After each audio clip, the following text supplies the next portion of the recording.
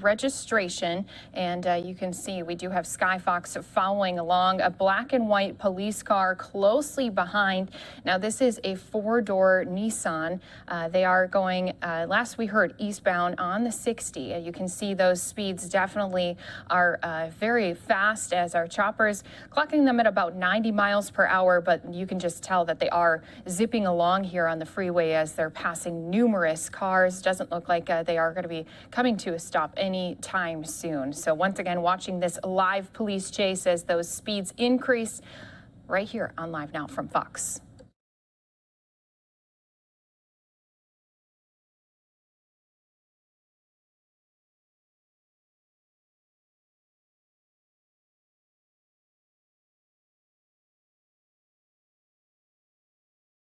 And what we're going to do here for you folks is, of course, go to our Fox 11 team, as they're familiar with the area, also the ones in conversation sometimes with the authorities who are in the pursuit of this vehicle. So we're going to listen in to their on-air coverage right here for you on Live Now from Fox. Be something to have sort of a pursuit come up behind you and not really know where you're supposed to go, especially with the driver driving so erratically. That's right, and moving so quickly, and that driver clearly not trained at high-speed driving, or we can only assume that not trained at high-speed driving, not like the law enforcement, California Highway Patrol. They go through specialized classes for this type of situation. But Michaela, you're right. I've often thought when my elderly parents were still driving, I was always thinking to myself, my parents would be the type to try to make a lane change and then have somebody moving at 100 miles an hour. You just wouldn't think so. You'd look in the mirrors, everything would be clear, and then somebody comes up on you at those high speeds. Very dangerous for the folks on the road, and that's one of the reasons why they continue to chase these vehicles on the ground with the lights and sirens, especially when there's so much erratic driving going on and these quick lane changes. Don't know what that was. It looks like he might have thrown something out of the car there. That's going to be something that law enforcement's going to want to know about. Now, it looked, I couldn't tell what it was, but they definitely looked like he threw something out of the car. So this pursuit continuing on. We're going to be coming up on the 210 right now, and San Gabriel Valley, that's where we are. We'll see which way we go on the 210. Michaela? All right, so transitioning to the 210, again, those are nice, big, wide open freeways if there's no traffic. If you know those freeways, you know that story. All through the Southland, you got to worry about if there's going to be traffic ahead in a situation like this. But at this time of day, 8:30, I mean, honestly, people are not done with their commute yet. People are working different hours. Kids are back in school in some areas. So it's a public safety concern when somebody takes off at speeds like this and police are in pursuit. Okay, so we're now westbound on the 210? Oh, nope. We're eastbound on the 210, coming up to Azusa, beautiful Azusa, A through Z in the USA. Some folks might not know that's how they got that name, but that's where we are. Right now, though, this vehicle's still moving at extremely high speeds. Happily, I can say, kind of established themselves in that carpool lane. My joke has always been, you know what, it's the carpool lane. It's not the super fast lane when people get behind me sometimes when I'm going 70. I said that on television. But this person clearly up almost at 90 miles an hour, just kind of bumping that 90 miles an hour. And our cameraman, Justin, I'm not sure if he's trying to push in so tight so we can get a better look in that front seat. I can't make it out, Michaela. We got a lot of glare up here. Can you see if there's somebody in the passenger seat, or is it just the driver this morning? You know, sometimes those windows have that gradiated film over the windshield, right, to help with the sun. Okay, that's a little bit better of an angle. Doesn't look as though there's somebody in the passenger seat, but we can't guarantee that. No, and it's one of these situations. They don't know who's in the car. They don't know why the person is running. They don't know what the intent behind not stopping is. So obviously, they have to take great care. I know, Stu, you've been talking with us that, you know, police stations all across the nation, particularly here in the Southland, have had conversations about their pursuit policies, right? About, do we pursue? Do we just lay back? Do we keep a helicopter overhead? But when a person is going this fast, it becomes a public safety issue. They want to make sure they're keeping other drivers safe. That's right, and that's, and I've said it more than once on air. That's, a pay grade well above mine. I wouldn't want to make that decision. No, it's a tough call. If they back off and then something happens, that's weighing on you. And and then again, if they don't back off, well, and this person gets away, this is somebody that could have major warrants. This person could create, maybe do another crime or a violent crime and hurt somebody. So these are what everybody, law enforcement always has to weigh. This person clearly a menace. Let's just use the word right now, menace to the folks around them on the freeway. Higher speeds than whatever the traffic is, maneuvering quite a bit, seems to have settled down a little bit, and we've seen that in the past. You get in that, the suspect gets in that pursuit, gets a little panic, really kind of, wants to run, but then that adrenaline kind of wears off and then things calm down. Hopefully that's what's going on, and hopefully the next step for that person behind the wheel is just the rationalization that, whatever it is, it's not worth injuring somebody, hopefully. Does it look like they're talking on a phone, over. maybe? It looks like they might have their arm up, maybe talking on the phone.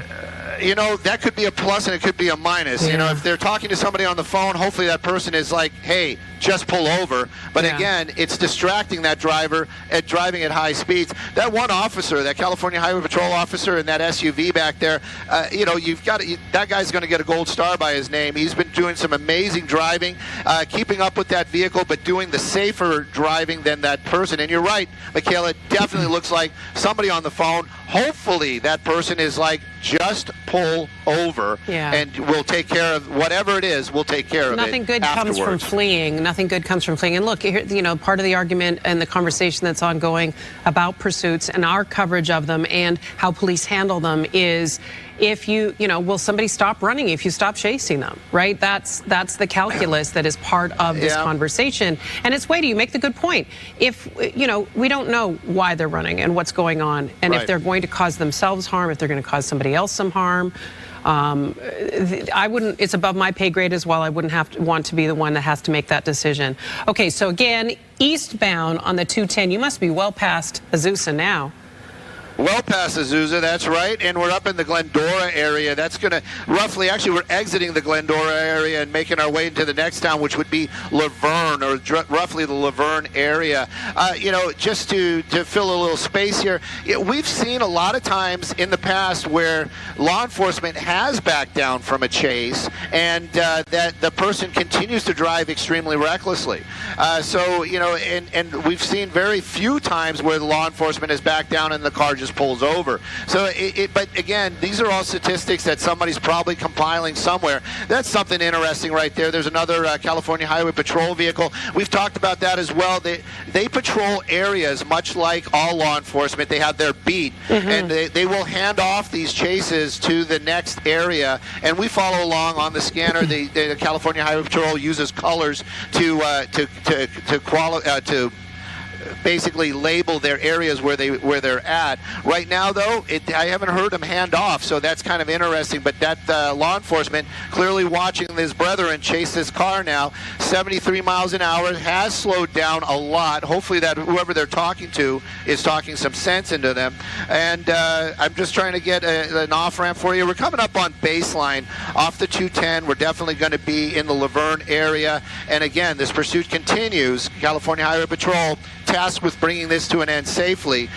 Lights and sirens, that seems to be the only thing that they can really offer the folks on the roadway today. Look, you make a point about the speed coming down, which is a benefit. And for those that like to drive fast on our freeways, and it's tempting when the roads are open, you may be a good driver. But the fact is there's other people on the road that may be making last-minute decisions, may be anxious, may be having cars that are malfunctioning. You can't count on other drivers seeing you when you're weaving in and out of traffic. And that goes for these drivers in a pursuit too, right? When they reach those high speeds, they think they might be able to handle the vehicle they're in, but there's no accounting for the other traffic on the road. And that's the big problem. That's one of the things. It's safety of the public. That's one of the things law enforcement has to contend with. Right now, though, happy to say the speeds seem to be slowing down. We saw that vehicle just ride through a gore point out there, meaning one of those areas where it could have gotten off the freeway, but basically just kind of stayed on the freeway. Middle lane, that's where we are, and the lane changes have kind of slowed down. It looked like they were starting to move right there, but you can see the speeds kind of falling more into that freeway type of traffic. California Highway Patrol, I'm not sure now. There they are. I was just going to say they were discussing it, but that one vehicle, he's out of the Los Angeles area, clearly well outside his area right now, but continuing the pursuit. And of course, there's a helicopter from California Highway Patrol here as well. Again, what is this driver wanted for? Why are they so desperate to get away that they would take these chances and continue these high speeds on the freeway? In law enforcement, actually former retired LAPD officer and former city councilman Dennis Zine, who joins us by phone now. Nice to talk to you, sir. It's interesting. We've been having a lot of conversations about these pursuits, and I know law enforcement has as well, about the policies of chasing somebody. And at first blush, to the uninitiated, somebody at home might say, expired tags, you're going to chase somebody for that? Explain the calculus. Well, first of all, they become more and more dangerous, and law enforcement become aware of that. So they put a lot of restrictions. For example, any pursuit in the city of Los Angeles with LAPD over 10 minutes, they notify the command staff, the captain, the commander, the deputy chief, goes up the chain of command. They terminate a lot of these, and as Stu knows, seen from the sky, as he's covered many of these, why do they back off? They back off not because they want to let the suspect get away. They're concerned about public safety. They're concerned about the other motorists. They're concerned about pedestrians. They're concerned about property being damaged. So oftentimes when speeds become excessive, the driving is extremely reckless, law enforcement is directed back off, do something other than that code 3 pursuit, red light and siren. Tracking has become very popular, but once that unit initiates the pursuit, the concern is not so much getting that person, but providing public safety for all of the other motorists, all the pedestrians, all the incidents that take place along the way. It's changed, dramatic change in policies of past years. But as we see this particular situation, the driving has slowed down a bit, but it's expired tag. But the expired tag is probable cause to stop the vehicle. What else is involved in this? Why is that person fleeing? Is they involved in a crime, that particular type of vehicle, et cetera? So you wouldn't get in pursuit for just an expired tag. There's got to be something else in addition to the expired tag. By the way, let's just bring you up to speed on, pun intended, of what happened. We saw the vehicle exit the 210 and then loop it back around and head the opposite direction. So now, if I've got my directions straight, we are westbound on the 210. Is that correct, Stu? Definitely westbound 210. They got off at Fruit. There was an opportunity to do a pit, but probably the vehicle was moving too quickly and it was unsafe for that officer to do that pit maneuver. Once that vehicle got back onto the freeway, let's just call the driving really kind of got a little bit sketchy there for a moment. You saw that car thinking about getting onto the emergency lane, then didn't. So those second guessing at high speeds, very, very bad. Now that vehicle, again, the same thing, but higher speeds, now going westbound, double back. We might be coming up on the 605. It kind of makes you wonder if this vehicle has a destination. When they make those U-turns, sometimes they're kind of going back to an area that they're familiar to. So that might be the plan right here. But definitely, got off. There was no reason. It wasn't heavy traffic. There wasn't any kind of problem that was making that vehicle. Just kind of picked fruit. Got off the freeway, got back on. Now we're westbound, approaching the 605. So that conversation about when to deploy the spike strips, Dennis, you know that firsthand. It's a great tool, but it doesn't work in every situation. And as Stu mentioned, there would have potentially, could that have been an opportunity when the vehicle briefly exited the 210 and jumped back onto the freeway? Absolutely. It could have been, but again, you have to pre-deploy for that. Sure. To do the spike strip, you've got to pre-deploy with your units. The speed's a factor. Other people are a factor. Pedestrians, bicycle, motorcycle. I mean, there's so many factors that come into the officers. They have to prevent an innocent person from getting involved in this. That's the ultimate concern. They'll let the individual go, let the suspect, but we don't want to jeopardize public safety. And you look at this particular situation now, nearing 100 miles an hour on the freeway, and at this particular hour, almost 9 o'clock in the morning, we know the freeway is lighter than it was earlier in the morning. And the freedom of going 100 miles an hour on a freeway, and we don't want an innocent person to get involved in a collision. This particular individual may be wanted for a very serious felony crime. It's got to be more than just an expired tag on that car at this particular moment. Well, they've clearly run the license plate, because you can do that as well. Just because the tags are expired, there's information they can glean from running the plates, right? Exactly. Or a crime could have occurred where they notify this particular vehicle is involved in a 211 or a 187, a robbery, a murder, whatever the case may be, any type of situation where it's not a written report has not been completed, but a report to the law enforcement authorities. It's got to be more than, in this particular situation with a expired tag, they would have terminated this pursuit if it's just that. They would have terminated just because of public safety. Okay, this is one of those situations where it gets a little sticky because you've got congestion. I don't know if it's temporary. Stu, you can see further ahead for us. Is it starting to get some build up there? Definitely backed up here, and and it's actually just going to get thicker. I'm looking where they are right now. Looks like we're going to take another off ramp, or we're not. There we go. We're staying on the 210. Not a good choice for all the other folks out there, because it really does get backed up. It gets very tight, especially as you come around that curve up here. And you can see that vehicle making those dramatic moves, those big moves down there. And California Highway Patrol, they're not going to let this thing go. The only thing that could maybe happen, and we've seen it in the past, this vehicle might jam itself up, basically get stuck somewhere. See California Highway Patrol making that command presence right there in their rearview mirror, more officers right there.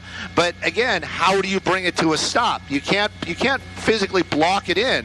But, right now it's just kind of follow, alert the public, stay with it, and then hopefully there'll be an opportunity where they can, do the pit maneuver or perhaps put out those spike strips. The spike strips, like Dennis was saying just a moment ago, they're difficult. You can't predict where that car is going to go, and with heavy traffic like that, you're not going to be able to deploy it with all these other vehicles. Oh, this is the part that makes me nervous. I don't, look, it's...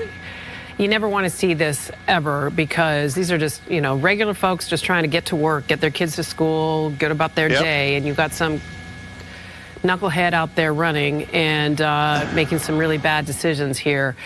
Dennis, so look, we don't know. Stu, maybe you can tell us, how long has this been going on? Is it maybe maybe half an hour, 45 minutes has this been underway? I would say probably closer to 30 minutes, if that. Okay. All right, guys, once again, we are listening in live with our Fox 11 Los Angeles team as we continue to follow this vehicle, which now is trying to weave its way through traffic out on the 210. Again, we do have black and white squad cars following this suspect. Original want was for expired registration, but if you weren't here with us earlier, at one point we did see this driver possibly throw something out of his window. So that will be something that the police are going to follow up with. Of course, though, we do continue to listen in and watch this live run unfiltered here on Live Now from Fox. Thanks so much for being here with us this morning. Right now, I can tell you we're back in westbound 210, getting back into the Azusa area, and traffic isn't going to get any better. He's doing, we're assuming that's a male behind the wheel there. The suspect doing a lot of weaving in and out of traffic there. California Highway Patrol, they have the benefit of the lights and sirens. A lot of the folks, they will do what they need to do, move out of the way. So law enforcement, they aren't catching up as it would be. They're keeping up for this situation right now. Other law enforcement, maybe even law enforcement in the area, maybe even Azusa PD, knowing this is happening, will be in the area or make themselves conveniently available if this vehicle gets off the freeway. Right now, riding that emergency lane, that could be a big plus. Maybe that vehicle will pick up some debris, get a flat tire. That might help bring this to an end. But these high turns, whoa! Look at that! No. And California Highway Patrol right there. But this driver still continues to drive. Now that other vehicle, that pickup truck, hopefully they're going to be okay. Yeah, hopefully that other vehicle is going to be, driver's going to be okay. How and this driver now, this is the thing. You just were in an accident. Why push it? You know, this could have ended so much worse, and then this vehicle continuing to drive. And this just makes you think again. It's like Dennis was saying, we don't know what this person's wanted for. Why is this person so desperate to stay away from law enforcement? Right now, one person's day probably ruined. I would hope they're going to be okay. Basically bumped into the back of that pickup truck. But look at the damage to the car. Yeah, no, Michaela, you brought it up. Does it have a flat now? No, I don't think so. Can't tell, but there's a fair amount of front-end damage to that vehicle now. Oh, definitely. But we're not seeing any steam, so it looks like the radiator's still intact. Looks like this could be it right here. It looks like we're going to be exiting the freeway. I'll get you an off-ramp right here. But this is the thing, and we're going to be in the Azusa Avenue. It looks like we're going to stay. Are we getting off the freeway, or no, we're not? I'm sorry. It's hard to know on those exits. He's been using the exit as a lane to get around traffic. Yeah, the emergency lane right there. So, again, just kind of moving along. The California Highway Patrol, you saw that officer hoping this would have come to an end. And I would almost think was going to do some sort of intervention, but just because of the other vehicles in the area, they couldn't. They couldn't have pitted it. It might have just spun out and hit another car. That's definitely what they don't want. You know, now you got a motorcycle rider right there. It is a California Highway Patrol. Thank goodness. I just thought maybe it was just a random person, but so now you have a motorcycle. This motorcycle clearly is not going to be able to do a pit maneuver, but definitely is going to be able to keep up with that vehicle, especially in this tight traffic situation.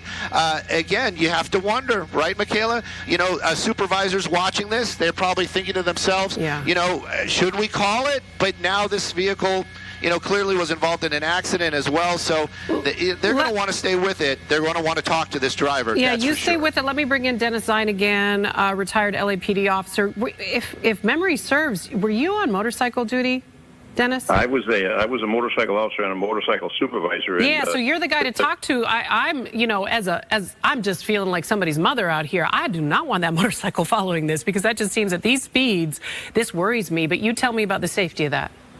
Well, it's extremely dangerous for the officer, the motorcycle officer. My son's LAPD, and he was a motorcycle officer. He's now a captain with LAPD, but we both experienced these situations. What you want to do is pull the motor officer back, get the cars involved, the helicopter. Helicopter is critically important. Yeah. But in this particular case, as we see what the suspect is doing, fleeing, getting involved in collisions, driving in an excessive manner, a very dangerous manner, that motorcycle officer would be there to observe, to report to the police radio, but keep a safe distance. The officer's not going to be able to stop the vehicle. But you just kind of keep eyes on them. Right. And also, by the way, I imagine it's also to remind that driver that they are being followed, right? I mean, they likely can hear the helicopter overhead, and the helicopter is probably your best eyes in the sky, your best way of keeping surveillance on this vehicle.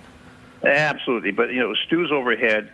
He communicates with the police chopper. There's a communication back and forth. So it's a cooperative effort. But again, a tag, expired tag on this car, who would be going to this extreme to flee from law enforcement, get involved in the pursuit, the collision, etc.? What this motorcycle officer will do is follow in a safe distance behind the motor officer. There'll be additional vehicles. We got the air units overhead. But this vehicle has definitely gone into a different arena where we talk about public safety and the hazard. If this was just an expired tag, this would have terminated a long time ago. So this individual could be a recent crime, unreported or recently reported, and that's why the intensity to take this person into custody in a safe manner. But at the same time, provide protection from everyone on the road. And from Stu's perspective overhead, you can see all the hazards and the congestion. The motor officer on the ground has to be aware of the cars, the traffic, etc., items in the roadway, and then following that is the vehicles. There's not a lot of protection on that police motorcycle, whether it's a BMW or a Harley. No, either way, it's very dangerous for the officer. But again, to keep eyes on, and that's the whole purpose, keep eyes on that vehicle. Okay, so you watched that happen moments ago. If you're just tuning in here on Fox 11, we are watching a pursuit. Westbound 210 was on the 605 for a period, was on the 210 East for a period, then turned around and doubled back. Collided with another vehicle on the freeway, making that person's day not the Monday they were hoping for. That vehicle now has sustained a fair amount of damage, certainly to the front driver's side, some damage as well to the rear. The trunk has popped open, or the boot, as our British friends would say. Curious whether that whatever's dragging in front of the wheel is going to affect the front tire. Oh, are we coming to a stop here? Nope, just slowing down.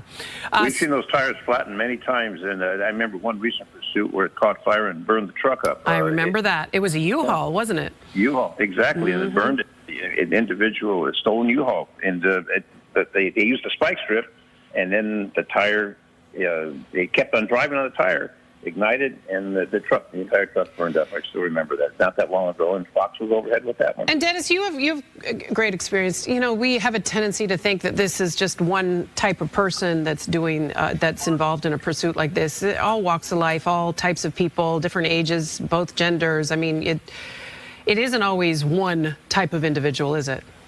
No, it's not. But you think about, why would a person with an expired tag go to this extreme? Is there a homicide involved? Is there some other crime involved? Very, very seldom are you going to have a person with expired tag or expired license plate that's going to go through this type of situation. And I think what happened, someone reported something to the authorities, or they were going to stop this vehicle, and there's something else involved. It's not just an expired tag that's creating this. And you see that motor officer is sticking with this at a safe distance, and that motor officer can keep eyes on broadcasting. Again, we've got air units overhead, and the air units overhead will coordinate. But if this individual decides to jump out and flee, that motorcycle will also be right on top of that individual. Sure. Hopefully the individual's not armed, but then again, the officer's armed too, and have to do what they have to do to take them into custody in a safe manner and protect life and property. A lot of questions still remain. Let's bring Stu back in. And Stu, watching where we're headed now. Eastbound on the 210 through the San Gabriel area. Give us an update of where we're approaching, if you can. Oh, I'm sorry, Michaela. No, we are southbound 605. When you were talking earlier, I thought, I'm sorry, there's so much going on out here. I thought, you knew. Fine. It was southbound 605 freeway. That vehicle continuing to move along right there. Basically, really just backtracking, going back to where because we were northbound on the 605, now we're southbound. I really wonder if he's going to take the 10 or the 605. You were asking about that front bumper. Dennis was making a comment as well. In this case, it doesn't look like it's actually making contact with any of the wheels or anything. Looks like, here we go, this time, I don't want to say it because we've been so close so many times. Looks like we are definitely getting off the freeway this time. So this is going to be an opportunity for the California Highway Patrol, possibly, if there is no other traffic around there, to do that pit maneuver and look at all that other traffic. So they aren't going to be able to do that, making another big sweeping turn. I don't know. Last time it was on the freeway. Off the freeway, on the freeway. Let's see where this car goes now. Lower Azusa Road, that's where we are. But again, slowing down. Look at the speeds right there. Maybe that vehicle is giving some sort of indication that it's not going to be going anymore. California Highway Patrol right behind it. If it looks like that car is just going to come to a stop, they are not going to pit it, because what would be the point? So right now, it looks as if though maybe that vehicle is giving up before that driver. We've seen that so many times in the past, but much slower movement, much less traffic out here. And again, this is Lower Azusa Road, and I don't think we're technically in Azusa anymore. I believe this is going to be more Baldwin Park. Okay. All right. Yeah, you're watching Good Day LA. It is a different show than you're normally used to. Right now we're following a pursuit that has been taking place on several freeways in the Southland here, currently on the southbound 605, where it kind of started. In fact, Stu is in Skyfox, great team there, giving us great coverage of this. Far slower speeds than what we had seen earlier, up to 100 miles an hour at times on the freeway. And some damage you're seeing. Second time he's tossed something, or that person has tossed something out of the vehicle. We don't know what that is, what kind of paraphernalia or whatever is being tossed out of the vehicle, but we saw something being tossed out of the passenger side window earlier, probably about a half an hour ago. We don't know if law enforcement will be able to retrieve that, though. It was a weapon. There's been some talk that it possibly may have been a weapon. They just don't know. Here we go, hard turn, and so we were on Los Angeles. Now we're on the center, And much like you, Michaela, sometimes I'm a little bit turned around. I got to figure out which way we're going, north or south. Yeah, no, it's but hard to definitely know. established in the Baldwin Park area. It seems like, you know, possibly this vehicle, you know, now we're getting very residential. It almost seems like this vehicle is driving to a destination. Don't know if it's going to be family that just might be there, or possibly this person thinks, oh, I can jump out and make a run for it because I know that neighborhood. We've seen that so many times in the past as well.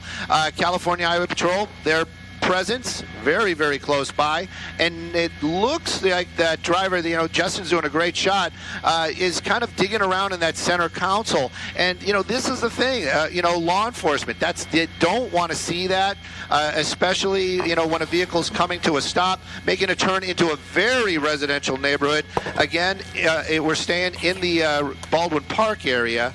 But law enforcement in the air and on the ground, they're just keeping an eye on it. They're going to see where this vehicle comes to a stop. Michaela? Okay, yeah, certainly a residential area. And again, this is where we can come in handy for anybody that happens to be living in that area and might be tuned into Good Day LA. It looks like something else came out of the vehicle or off the vehicle as it made that hard corner. If you're watching and you live in the area, know that maybe just, you know, keep yourself, not a good time to walk the dog, not a good time to go for a jog. Maybe just keep your doors closed for a while until we know what exactly is happening here and why this individual has been running from police. Again, this is happening in the San Gabriel Valley. Hard to tell. There's been a lot of twists and turns. This looks like going into these residential areas, it's hard. I imagine it's really hard to figure out exactly where you are. Donna Street? Yep. And it seems like, Michaela, I was actually looking at some of the comments on our digital media. It actually looks like this person is just making blocks. Did I miss something there? Because if they make another really hard turn here, I watched that vehicle make a hard, would have been a left turn just a moment ago. It looks like they're just kind of driving in the same street, but now the street names are changing. I'm going to find it on my moving map so we can keep a Hornbrook Avenue now. Hornbrook, yeah. So basically just looks like, there you go, coming to a stop. Justin, just get a little bit wider, see if there's any people. Yeah, it looks like that car basically gave up before that driver did. So this looks like, hopefully this is going to go textbook. Hopefully that driver is just going to get out of that vehicle. Clearly all the law enforcement, you know, they're going to be concerned about their safety, not about us being here, but keeping an eye on what's going on. Hands are out of the vehicle, but we haven't seen the keys come out. And that vehicle just stopped. So perhaps, you know, that driver might think, hey, I got one more shot at this. Right now, though, looks like it is coming to an end, Michaela. This is what we want to see. Doors are open, hands are out, and that vehicle has come to a complete stop. So let's see and watch, and hopefully that this suspect just goes into custody and without any type of other incident, but clearly, on the ground, clearly following the rules and making the moves that that law enforcement wants to see. And maybe even perhaps this person's done this before. Oh, except the car is not parked, and it's rolling, and it's now going to hit the vehicle in front of them, which, yeah, that's a drag. Hopefully it'll just... Oh, the curb saved it. The curb stopped it. Okay. Yeah. So not a second vehicle damaged. Yeah, little good karma. You can see the law enforcement making an approach. We've seen this so many times in the past. There's that motorcycle officer that Dennis and everybody was watching, and I was actually seeing a lot of props for that officer on the digital media. They were saying what an amazing rider that guy was. He's going to make sure that there's nobody in the car. Now that partner is helping as well, but we're pretty sure there isn't. That suspect going into custody. I really would like to know what this was all about. Perhaps there was more than just expired tags, but right now, coming to an end out here, San Gabriel Valley and off of Hornbrook, and one suspect in custody. We can't say no damage to any vehicles, and hopefully that driver in that pickup truck is okay.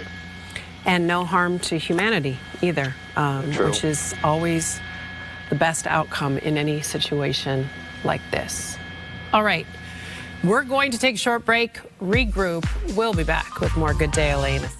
And that was the coverage there in the Los Angeles area. You continue to watch with us here live now from Fox. Suspect in custody.